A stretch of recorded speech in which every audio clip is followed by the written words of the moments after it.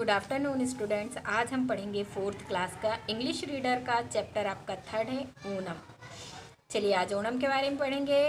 जो हमारा देश है, India is a land of many different religions and the caste. जो हमारा भारत देश है, यहाँ पे बहुत सारे तरीके के धर्म और जातियाँ रहती हैं और each state in India has its own festival. जो सभी जो राज्य हैं हमारे देश के, इन सभी राज्यों में अलग अलग तरीके के फेस्टिवल्स मनाए जाते हैं, त्यौहार मनाए जाते हैं। और सभी त्यौहार अलग अलग तरीके से, कुछ त्यौहार खेती से जुड़े हुए होते हैं, किसी और चीज़ों से जुड़े हुए होते हैं और इन सब के पीछे कोई ना कोई पौराणिक कथाएं सभी त्योहारों के साथ जुड़ी रहती हैं।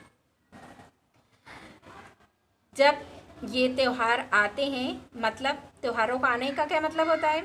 नए कपड़े, डेकोरेशन, मार्केट्स खूब सजे धजे रहते हैं, अच्छा खाना और सभी फेस्टिवल किसी न किसी स्टोरी से जुड़ा हुआ रहता है। केरल हमारे देश में है, राज्य है ये। एक कहाँ है ये? साउथ में है, दक्षिण में है, भारत के दक्षिण राज्य में है। और यहाँ पे इंडियन ओशंस भी है दक्षिण में इसके, और अरेबियन सी इसके पश्चिम में है।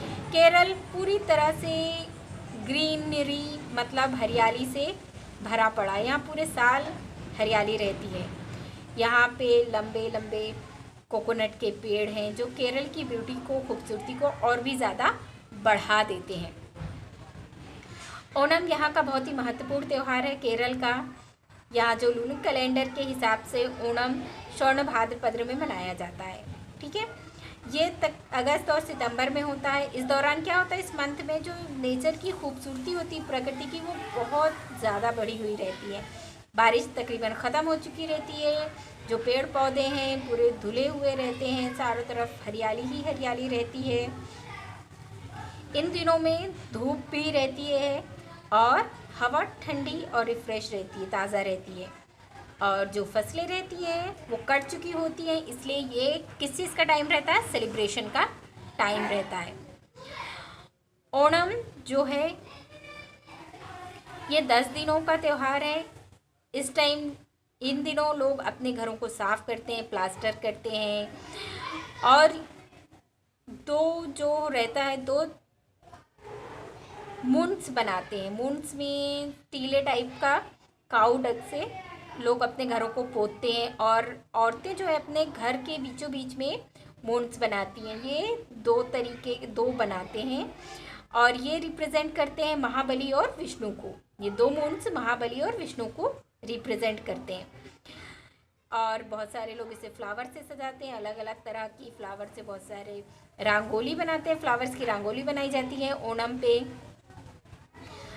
कुछ लोग अलग अलग तरीके के फ्लावर्स का भी यूज़ करते हैं। जो ओणम का त्यौहार है, ये 10 दिनों का त्यौहार होता है। इसमें परिवार के साथ पूजा भी होती है, पूजा करते हैं लोग, प्रेयर करते हैं।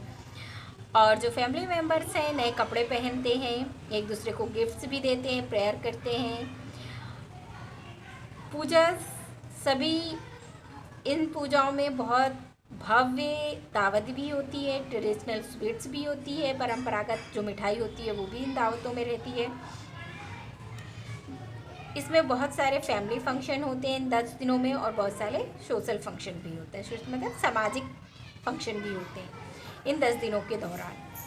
सोशल फंक्शन में क्लासिकल डांस होता है, जो कि केरल का महत्वपूर्ण क्लासिकल डांस कथकली है। ये आयोजित किया जाता है जो कि मैथोलॉजिकल पौराणिक कथाओं पर आधारित रहता है और ये जो ट्रेडिशनल म्यूज़िक इंस्ट्रूमेंट होता है उनके साथ किया जाता है। और केरल में सोशल फंक्शन में बोट रेस भी होती है, आयोजित की जाती है। ये बोट रेस, इसमें बहुत सारे लोग इसे देखने के लिए आते हैं और ये बोट रेस जो होता है ये पानी में की जाती है, ये रेस की जाती है। ये यहाँ हमारा जो चैप्टर है आज हम आधा ही एक्सप्लेन करेंगे, तो आप ये चैप्टर रीड कर लीजिएगा। बाकी का जो आधा चैप्टर है ये हम हमारे नेक्स्ट पीरियड में एक्सप्लेन करेंगे।